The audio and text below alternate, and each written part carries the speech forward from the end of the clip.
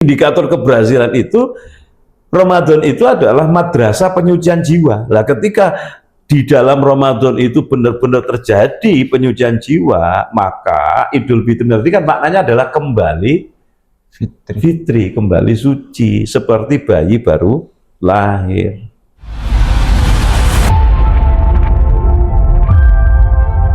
Bismillah, kita melangkah dengan doa dan cinta menuju tanah suci. Let's go. Bismillahirrahmanirrahim. Assalamualaikum warahmatullahi wabarakatuh. Sobat bahagia yang dirahmati Allah Subhanahu wa taala, alhamdulillahirabbil alamin.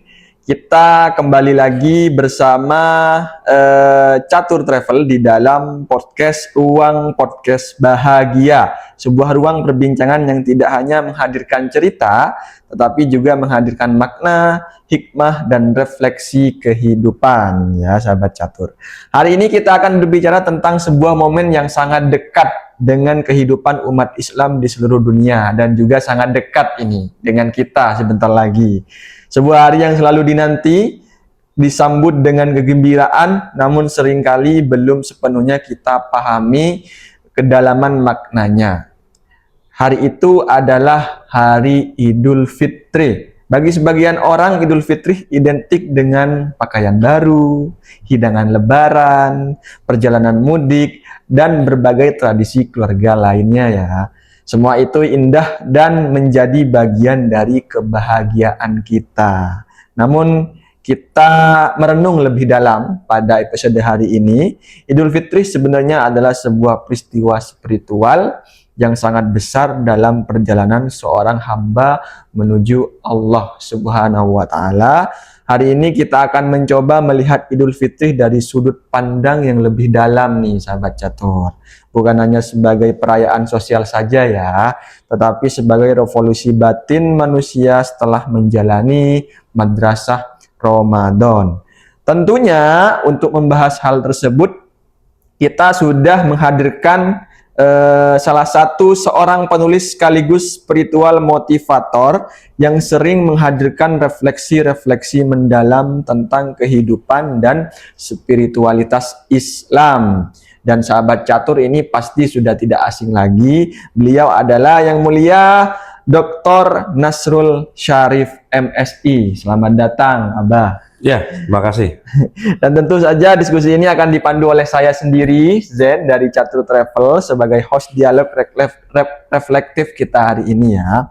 Mari kita mulai perbincangan yang insya Allah akan membuka cakrawala batin kita semua ini ya. Abah Nasrul, Ya, gimana siap. kabarnya, Abah? Alhamdulillah sehat. Alhamdulillah. Ini sudah menghitung hari, sebentar lagi hari raya Idul Fitri. Dan ini juga sudah beberapa kali Abah Nasrul menemani kita, memberikan ilmu, memberikan nasihat kepada kita di ruang podcast bahagia ini ya, Abah. Ya. Hari ini temanya cukup menarik nih Abah, karena beberapa hari lagi nih Abah, Ya. Idul Fitri. Kita bicara tentang hakikat Idul Fitri. Betul. Jadi setiap Ramadan itu berakhir, umat Islam di seluruh dunia menyambut datangnya hari yang agung, yang penuh keberkahan.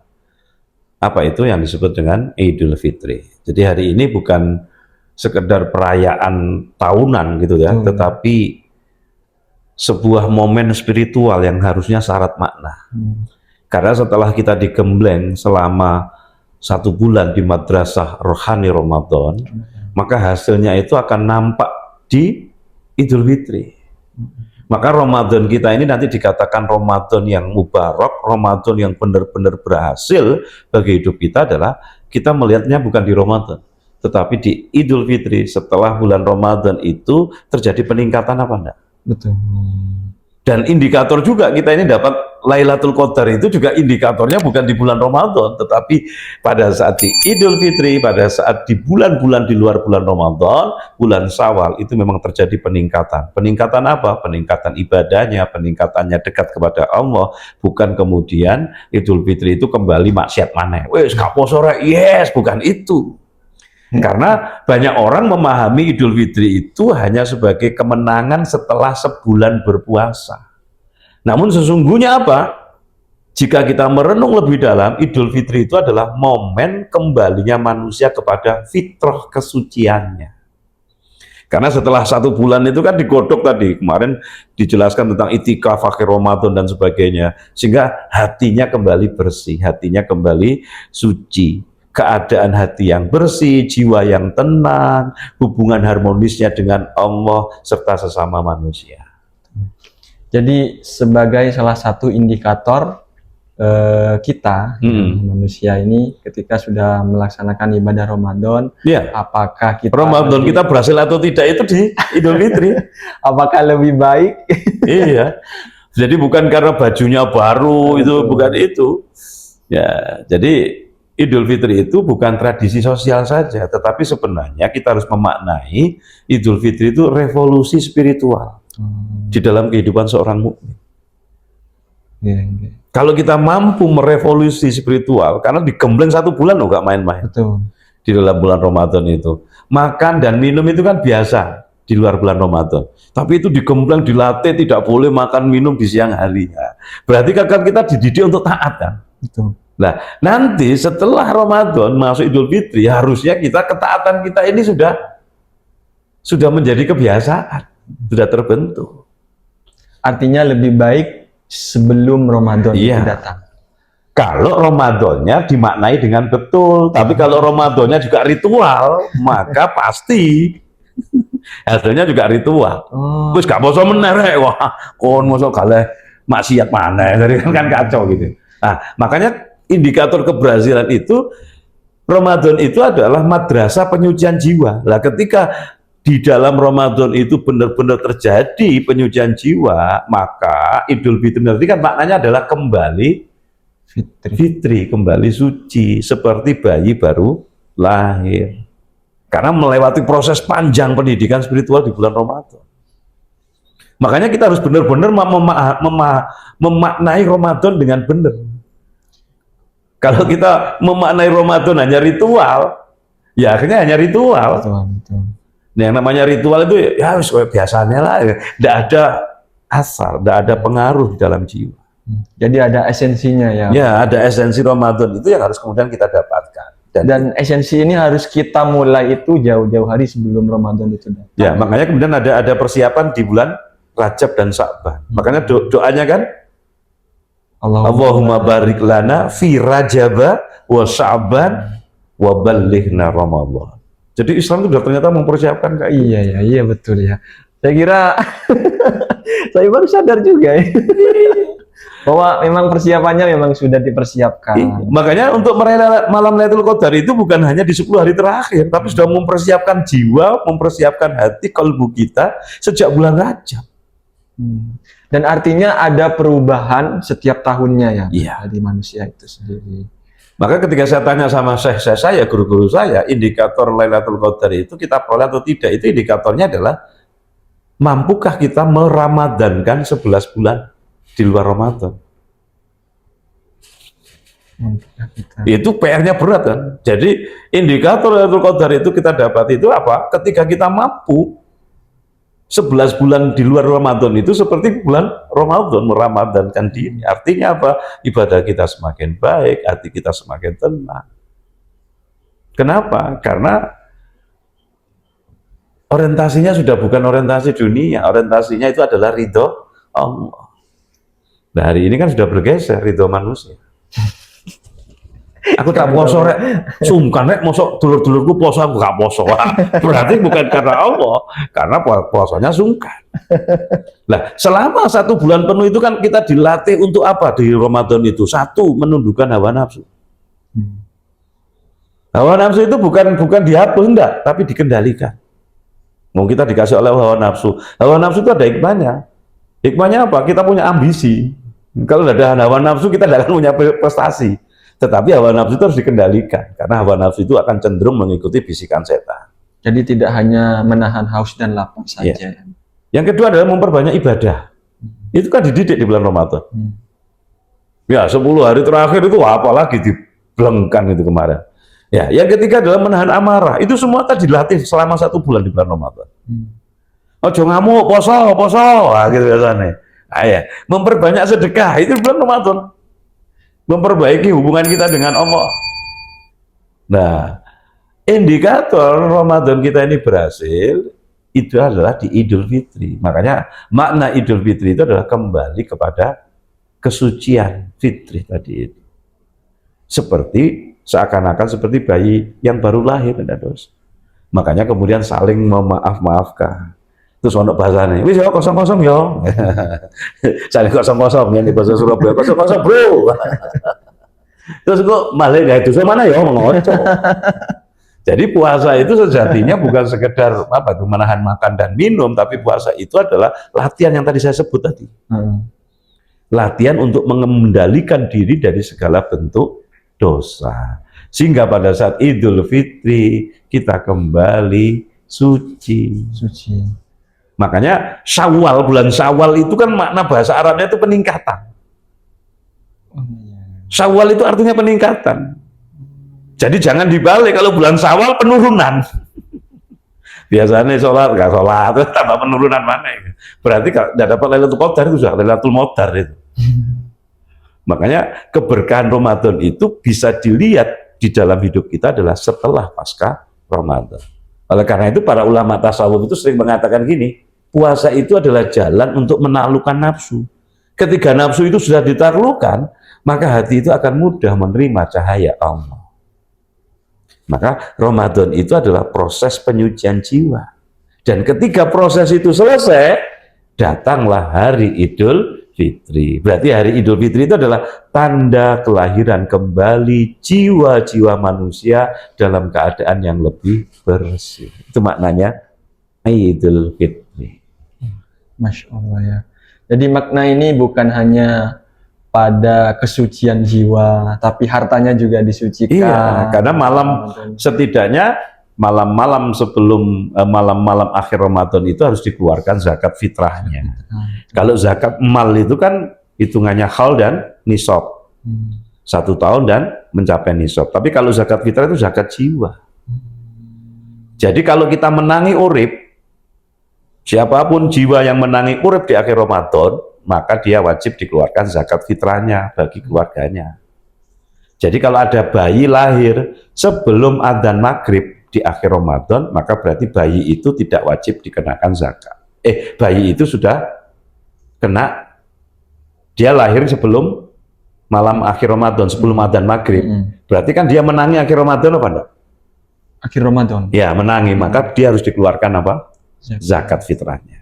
Tapi kalau bayi itu lahir setelah adzan maghrib di akhir Ramadan, malam takbiran, Allahu Akbar merojot, maka bayi ini belum dikeluarkan zakat fitrahnya karena dia lahirnya setelah adzan maghrib.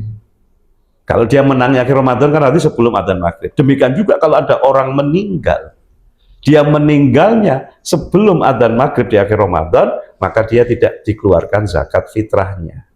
Tapi kalau dia meninggalnya setelah adzan maghrib, ini kebalikannya dengan yang bayi.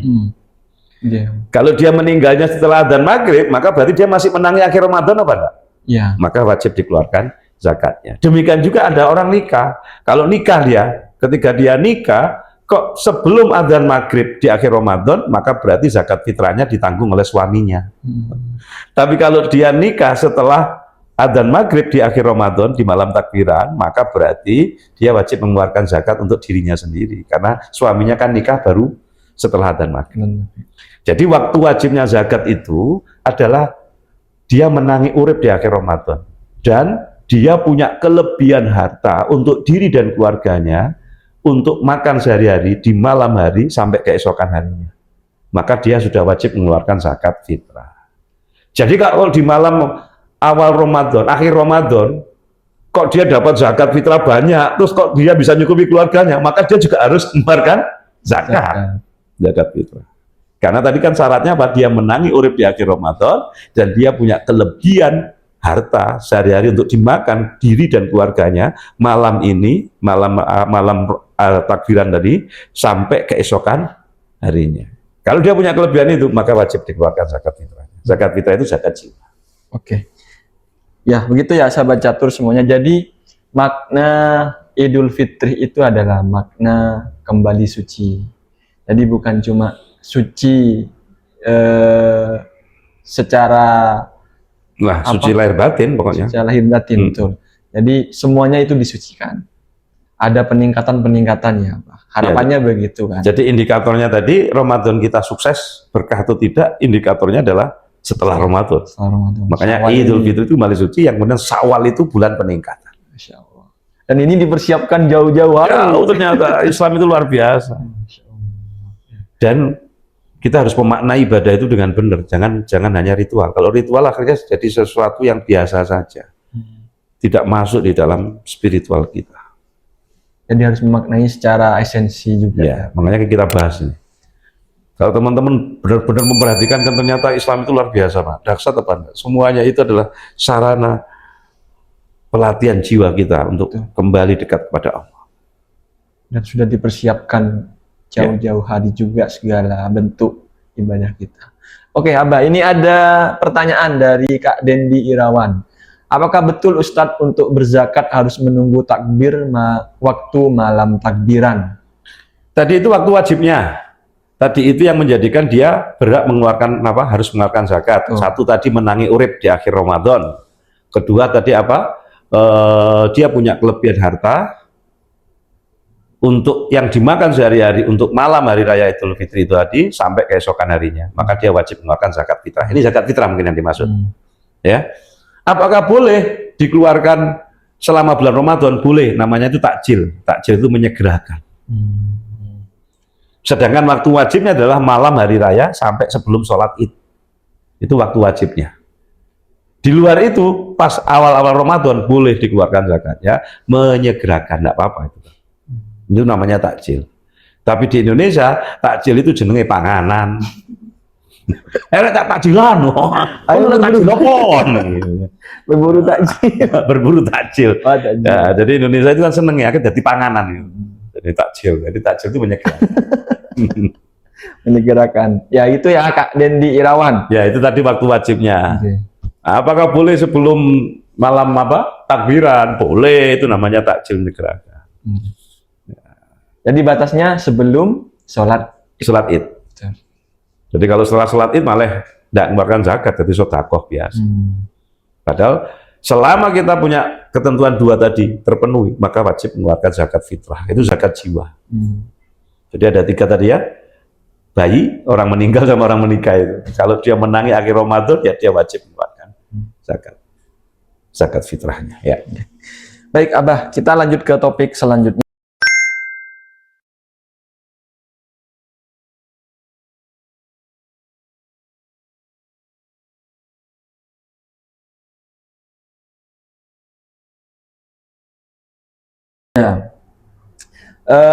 Dalam tulisan-tulisan jenengan ya Bah, Ramadan sering disebut sebagai madrasah penyucian jiwa. Ya, madrasah rohani. Bisakah jenengan menjelaskan kepada kami semua nih yang ada di sini, khususnya yang nonton di live ini ataupun yang nonton video ini ya, bagaimana Ramadan sebenarnya mendidik manusia secara spiritual sehingga ia bisa kembali kepada fitrahnya untuk mencapai peningkatan tadi. Satu tadi kenapa saya katakan madrasah rohani. Kita dalam puasa Ramadan, dalam Ramadan kita diajak untuk mengendalikan hawa nafsu. Sesuatu yang halal, makan, minum, berjima dengan istri kan halal. Tapi itu dilatih di siang hari tidak boleh. Itu dalam rangka untuk mengendalikan. Setelah habis maghrib ya silakan kan gitu. Jadi satu itu latihan, satu mengendalikan hawa nafsu. Yang kedua latihan disiplin dan jujur. Orang itu puasa atau tidak itu tidak ketahuan. Betul ya? Kalau orang tidak sholat itu ketahuan, wong sih nggak tahu sholat itu ketahuan. Tapi wong sih nggak poso, konangan ketahuan apa enggak? Enggak. Maka puasa itu adalah ibadah melatih disiplin dan kejujuran. Karena yang tahu kita ini puasa itu hanya diri kita sendiri dengan Allah. Betul apa enggak? Betul. Poso bro, padahal metu nang penggawa nang budal dari rumah, nang penggawean, nang warung kan. Orang enggak tahu kan. Makanya puasa itu disebut latihan kedisiplinan. Selain mengendalikan hawa nafsu, yang kedua melatih kejujuran. Yang ketiga puasa itu juga melatih sabar. Tidak emosi tadi. Tidak emosi. Nah, maka kenapa kemudian saya sebut dengan madrasah rohani tadi.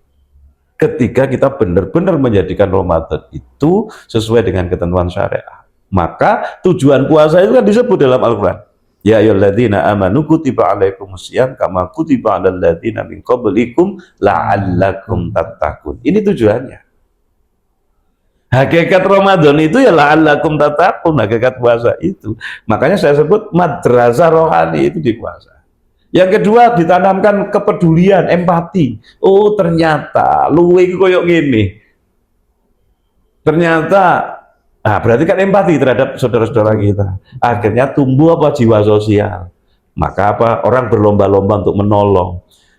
Ya, disebut di dalam hadis itu kan 4 orang yang dirindukan surga. 1 orang yang menjaga lesannya, 2 orang yang membaca Quran, orang yang ngasih makan, orang yang kelaparan, dan yang keempat adalah puasa di bulan Ramadan.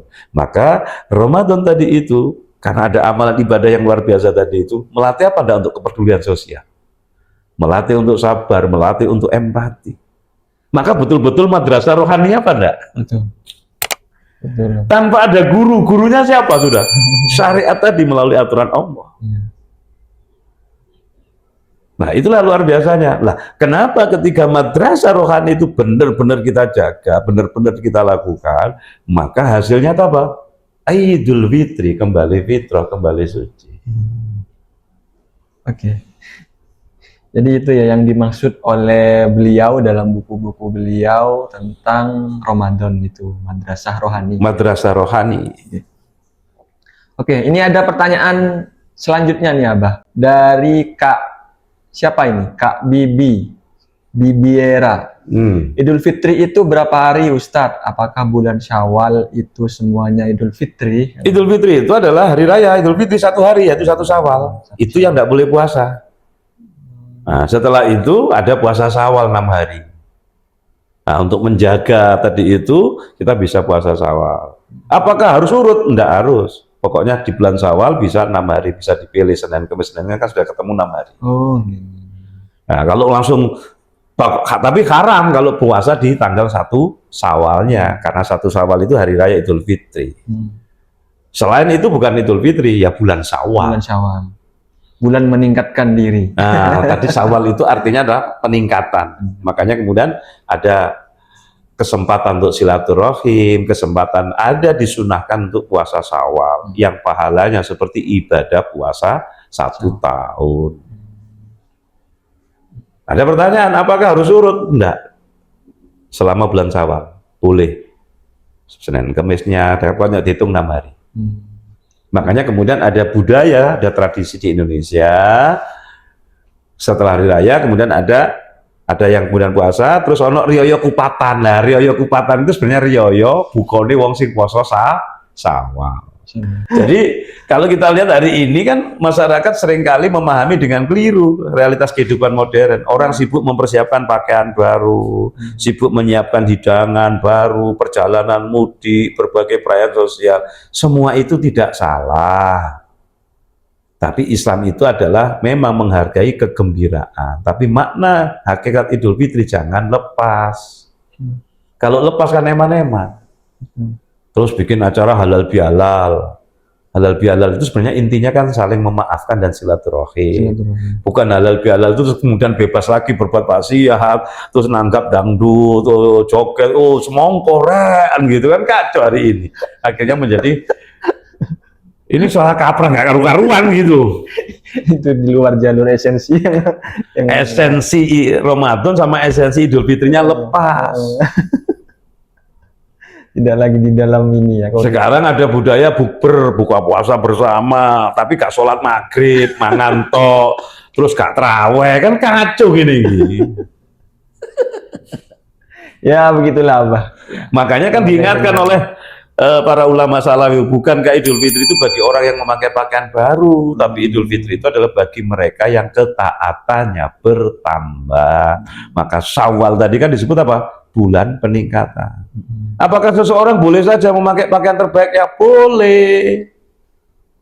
Tapi jangan dipenuhi hatinya tuh sombong, terus akhirnya iri hati, kebencian, permusuhan. Lor ketoke gaya, iku ketoke mas bujukan kok iku. Akhirnya dadi dosa maneh. Maka berarti ruh Idul Fitri itu harus dapat dulu apa enggak? Harus dapat. Harus dapat, kalau tidak eman-eman, 1 bulan penuh itu gak ono maknanya. Jangan sampai terhapus 1 bulan penuh itu gara-gara tidak memahami. Makanya kan pembahasan kita kan memahami makna Ramadan dan juga memahami makna Idul Fitri dengan benar agar tidak lewat begitu saja. Ya, itu ya. Kemudian ini ya Bah, ada pertanyaan dari Kak Rainer. Apakah ada amalan atau ibadah ketika hari Idul Fitri selain sholat Id, Ustaz? Ya yang tadi saling minta maaf. Silaturahim. Silaturahim, temui keluarga-keluarga yang termasuk ahli waris dan termasuk dawil arham. Itu yang wajib disilaturahimi. Bukan bonbin, bukan kebun binatang, bukan taman safari, Bukan ke pantai. bukan ke pantai. Silaturahim dulu pada orang-orang terdekat keluarga kita, minta maaf, tetangga kanan kiri, dan disarankan juga apa? Bersedekah. Makanya kemudian ada kayak arek cili itu, tapi kemudian jangan kemudian dijadikan anaknya didoktrin kono engko angko akeh, jangan didoktrin gitu. Itu dilatih. Makanya setiap akhir Ramadan itu sekarang nyari uang itu sekarang sulit ini. Uang apa? Recehan itu. Ya, betul. Sulit ini sekarang. Kemarin itu dapat uang recehan 20.000-an itu di ATM-nya. Salah satu bank itu pun bukan uang. Jadi salah satunya sebenarnya untuk bersedekah, untuk nyeneng anak yatim. Nah, justru luar biasa kalau kemudian di malam Idul Fitri itu cari saudara kita yang masih family. Itu pahalanya dapat double itu. 1 pahala ngasih sedekah pada anak yatim, yang kedua pahala silaturahim. Cari keluarga kita yang termasuk keluarga kerabat. Kalau ada yang tidak punya, itu disenangkan, dibelikan baju untuk bersedekah. Jadi tidak hanya sholat Id, tetapi apa? Saling meminta maaf, kemudian bersedekah, membantu keluarga. Bahkan itu termasuk ahli waris, membantu itu wajib mau masuk ahli waris. Jadi bukan hanya seneng no sing wong gak duwe. Ojo sampai sing gak duwe gak konsilaturahmi, ono dulur gak duwe gak ditekani. Sing ditekani sing soge ae. Ndak bener. Justru sing soge itu harus datangi yang ndak mampu. Untuk apa? Membantunya. Itulah pentingnya silaturahim. Silaturahim tadi kan ada 2 kan, ziarah, berkunjung dan berbuat baik. Ya, mudah-mudahan terjawab. Kemudian pertanyaan selanjutnya nih ya Bah, ada dari Bunda Iko. Bagaimana pelaksanaan sholat Jumat ketika harinya berbarengan dengan sholat Id? Karena ada yang mengatakan tidak perlu melaksanakan sholat Jumat karena sudah sholat Id nih ya Bah. Ya, ada beberapa imam madhab yang membolehkan tidak sholat Jumat kalau berbarengan, tetapi sholat zuhur, ya kan? Tapi ada juga madhab yang lainnya boleh. Ya terserah Anda mau ngambil yang mana. Ya. Tapi yang penting sholat, gak sholat Jumat, tapi sholat duhur. Jangan sampai nggak sholat. Jangan sampai nggak sholat. Ngono sholat tahajud, gak sholat subuh, nggak bisa, nggak ngefek. Amalan sunnah kok. Sholat Id tapi gak subuhan, nah lucu meneh. Sholat itu kok hukumnya sunnah, sementara sholat subuh hukumnya wajib. Ya itu ya Bunda Iko. Ya. Kemudian kita lanjut ke topik selanjutnya nih Abang. Mungkin ada pertanyaan lainnya sahabat catur bisa diketik. Ya kita mengalir saja. Kalau saya capek ya berhenti gitu aja ya. Iya siap. Ini kembali lagi ke tema silaturahim tadi ya Bang. Ya. Dalam kehidupan manusia konflik sering tidak bisa dihindari. Kesalahpahaman, perkataan yang melukai hati atau sikap yang menimbulkan luka batin.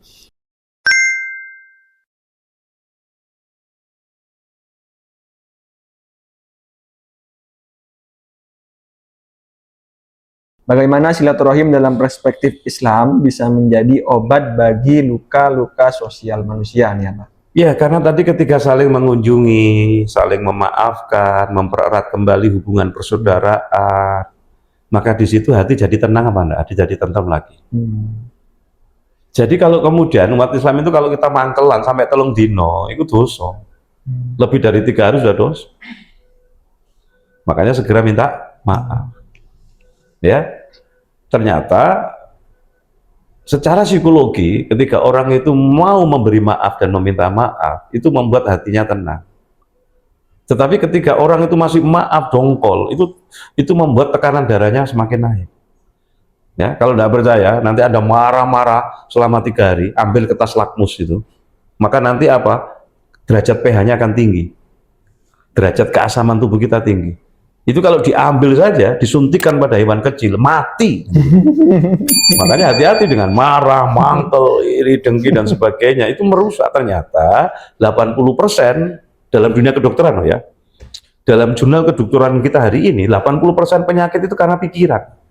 Karena stres, karena rasa mangkel. Lah kalau kita bisa melepaskan itu, ternyata membuat sehat. 10% karena pola makan. Berapa persen karena gaya hidup. Yang keempat saya tambahi, kakek pola. Maka ternyata tradisi silaturahim itu, makanya Rasul kan menjelaskan dalam hadis itu, orang yang mendamamkan silaturahim itu kan dikasih 2 kenikmatan. Apa? Dipanjangkan usianya, dilapangkan apa? Rezekinya. Nah, maka tradisi ini sebenarnya bukan sekedar budaya masyarakat, tetapi ini adalah ajaran Islam. Cuma jangan nunggu 3 tadi, nek kepaten, nek mantenan, nek riyoyo. Jadi silaturahim itu jangan nunggu di 3 ini. Ya. Nah itu dalam hadis kan sebut itu, barang siapa yang ingin dilapangkan rezekinya, dipanjangkan umurnya, maka hendaklah ia menyambung silaturahim. Jadi silaturahim itu membawa kebaikan sosial, tetapi juga kesehatan mental. Orang kalau masih mau mangkel, padahal lu dimangkel wis lali. Ada pertanyaan mungkin, saya sudah minta maaf Pak Yai, saya sudah datang, terus gak disopo. Nah, masalah. Kita sudah gugur kewajiban. Kita sudah minta maaf. Allah Maha Tahu. Urusan dia nanti dengan Allah. Nah, hatinya cek mangkel ya. Lalu cek mangkel itu nanti hatinya gak tentrem. Tetap diserondoi, datangi, masuk gak disopo, enggak apa-apa.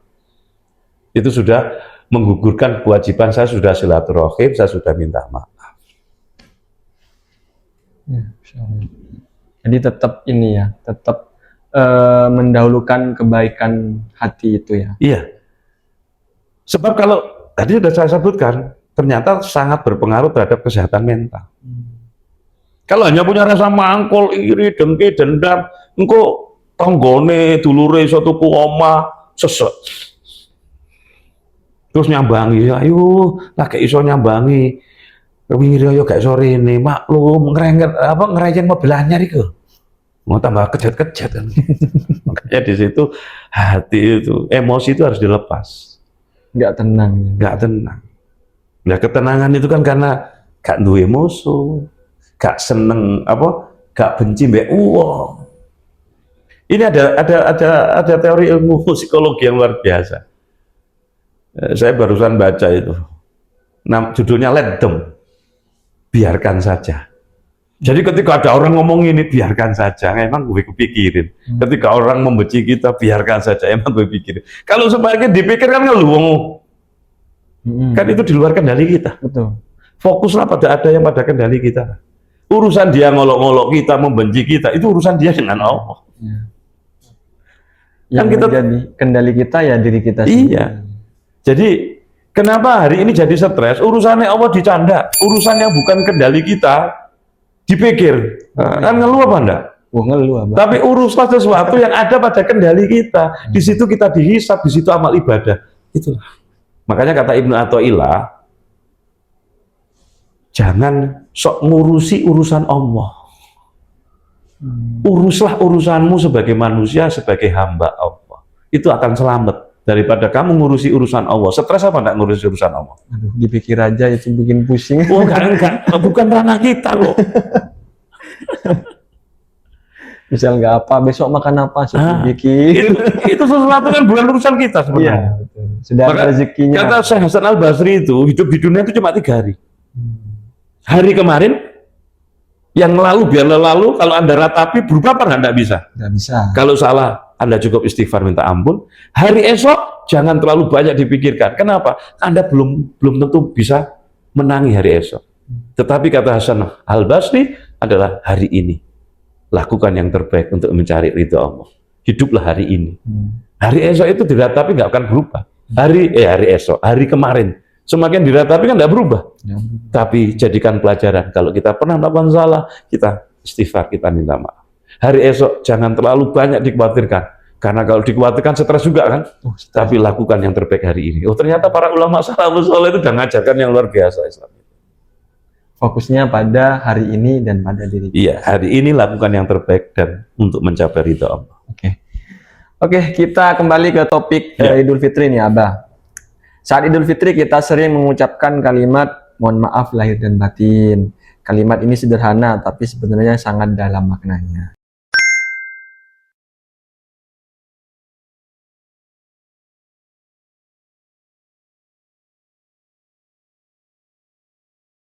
Dalam perspektif spiritual atau dalam ilmu tasawuf nih Abah, bagaimana kita memahami makna memaafkan ini tadi ya? Ya, Ketika nanti ada tetangga mungkin kita sudah minta maaf yang seperti Abah katakan tadi masih mangkel, sudah menggugurkan kewajibannya, agar kita tetap menjadi plong, ini gimana? jadi dengan melakukan silaturahim, saling mengunjungi, saling memaafkan, manusia itu belajar untuk merendahkan ego. Yang kedua, menghapus kebencian. Yang ketiga, membuka lembaran baru. Kalau tiga-tiganya ini kita bisa peroleh dengan baik, maka hati itu jadi damai. Dan semua itu dalam kendali diri ya? Kendali kita. Kendali kita sendiri. Kalau kemudian perkara dia tidak mau memaafkan, kan di luar kendali kita. Betul. Kita tidak usah pusingkan. Saya ya Allah, saya sudah minta maaf dan saya sudah memaafkan dia. Selesai sudah. Maka silaturahim itu, minta maaf tadi itu mengajarkan persaudaraan itu lebih berharga daripada ego. Aku sentuh, wah apa aku marani sing enom. Nah itu ego. Tapi ketika memahami pentingnya silaturahim, kita merendahkan ego, menghapuskan kebencian. Nanti jangan-jangan justru malah yang gitu malah, lah yo, usah ngono-ngono kok dek cik gelem rene. Lah sana oleh pahala apa nak membuat dia sadar. Udahlah semuanya diniati ibadah. Serahkan urusan hati manusia itu kan urusan Allah. Kalau kita ngurus hati manusia stres apa enggak? Stres. Aku serene kok ngene ya, kok ngene ya. Kita ini kadang ini yang kalau bahasa psikologi namanya overthinking. Nah, ini penyakit baru ini, overthinking. Terlalu halusinasi akhirnya kan. Apa ya kok dek gak nyopo ya, padahal biasanya nyopo. Oh ternyata dek esok lara untu tiba sakit gigi. Overthinking dulu. Overthinking dulu. Makanya disinilah Islam menghadirkan silaturahim itu sebagai obat bagi luka-luka sosial. Obatnya ternyata silaturahim. Karena di dalamnya itu ada mengunjungi, berbuat baik, saling memaafkan. Lah, kalau luka sosial itu dibiarkan, ini akan berubah jadi dendam, berubah jadi benci, kebencian, berubah jadi permusuhan. Kalau ini yang terjadi, tidak damai hati. Dan secara sosial juga nggak baik juga. Nggak baik. Indah pada Islam itu kalau diterapkan. Maka tadi saya mengatakan, ada unsur ziarah, ada unsur berbuat baik, dan ada saling memaafkan. Nah, kita perlu tahu, kenapa dulu ada halal bihalal di Indonesia ini? Khusus Indonesia tidak ada. Istilah halal bihalal itu hanya di Indonesia. Jadi Pak Karno dulu itu berpikir, nih aku suruh ketemu situ kangelan, maka cara paling gampang apa? Diadakan acara halal bihalal sehingga saya bisa bertemu, bisa saling minta maaf. Dalam hal ini Pak Karno dapat pahala ini karena dia memberikan apa? Budaya yang bagus. Halal bihalal. Jadi halal bihalal itu sebenarnya intinya silaturahim dan mohon saling memaafkan. Bukan halal bihalal itu kemudian dibikin acara kemaksiatan macam-macam, gonta-ganti pasangan. Bukan itu. Ini kan sudah nggak karu-karuan. Nah, wis entek waktunya. Aku ngantuk kira. Oke, kita langsung ke pertanyaan terakhir nih Abah.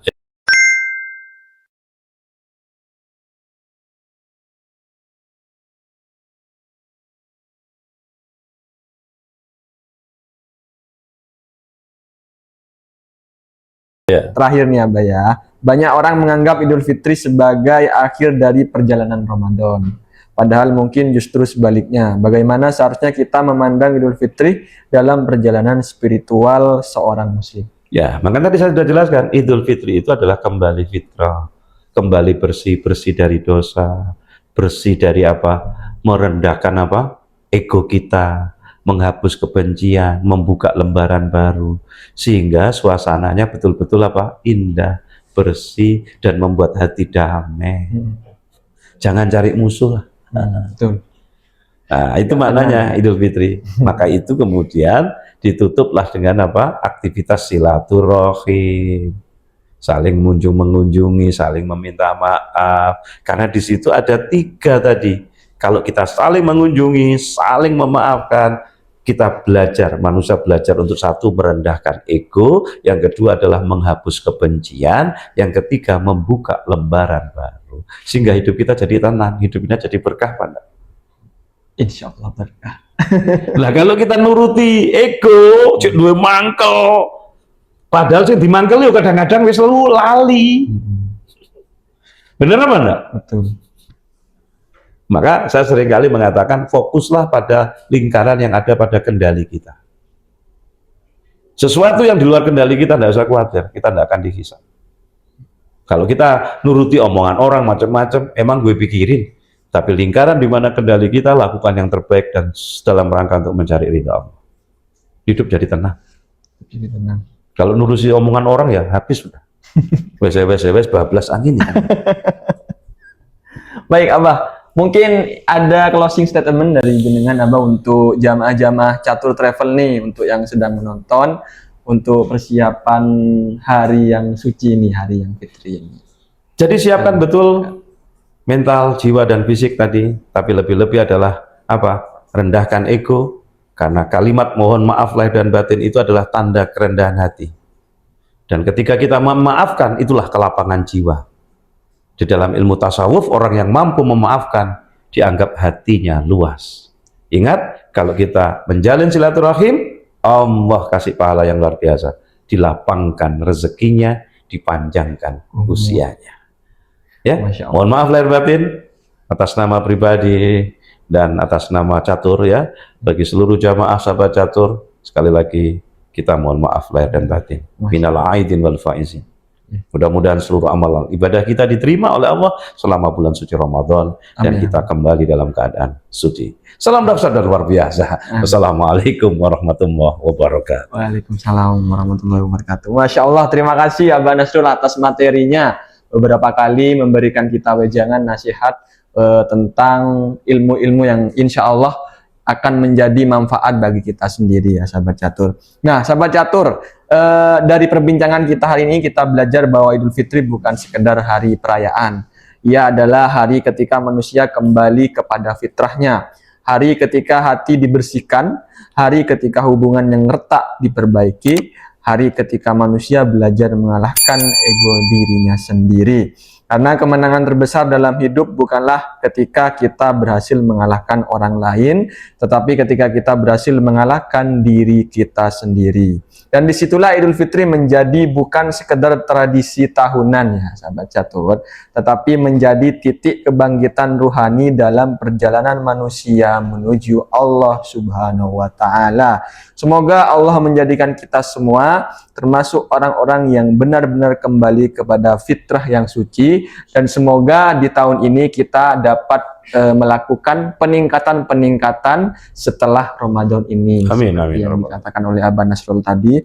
Terima kasih sahabat catur semuanya sudah mengikuti Ruang Podcast pada episode hari ini. Saya Zainur Rozikin, kru dari Catur Travel yang telah memandu dialog kita dengan penuh makna. Saya sebagai host mohon maaf jika ada kekurangan. Saya pamit undur diri. Selamat bertemu kembali di Ruang Podcast bahagia selanjutnya. Wallahul muwaffiq ila aqwamit thoriq. Wassalamualaikum warahmatullahi wabarakatuh. Waalaikumsalam warahmatullahi wabarakatuh.